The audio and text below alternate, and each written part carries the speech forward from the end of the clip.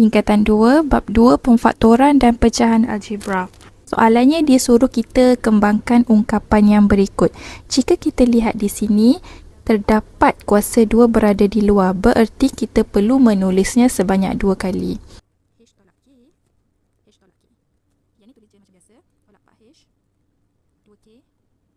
Okey, yang seterusnya adalah kita perlu mendarabkan unsur ini dengan unsur ini. Okey, kita darab satu per satu. Yang ni darab dengan yang ni, yang ni darab dengan yang ni, yang ni darab dengan yang ni. Yang ni pun sama, yang luar darab dengan dalam, yang luar darab dengan yang dalam. Okey, H darab H kita akan dapat H kuasa 2. H darab dengan negatif K kita akan dapat negatif HK. Negatif K darab H kita akan dapat negatif HK.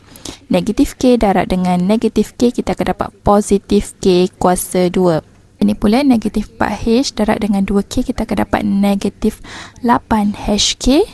Negatif 4H darab dengan negatif 3H kita akan dapat positif 12H kuasa 2. Yang seterusnya adalah kita perlu menyusunnya mengikut rumah masing-masing. Apakah yang dimaksudkan dengan rumah masing-masing? Seperti rumah H kuasa 2. Okay, ini H kuasa 2. Seterusnya rumah HK, rumah HK, rumah HK dan rumah K kuasa 2. Okay.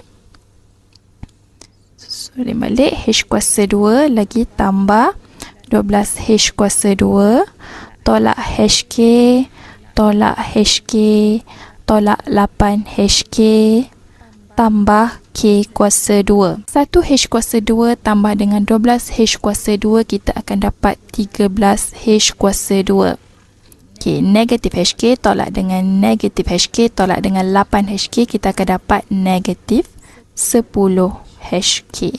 Yang ni tambah K kuasa 2. Itu saja. Jika suka video ni, jangan lupa like, komen dan share.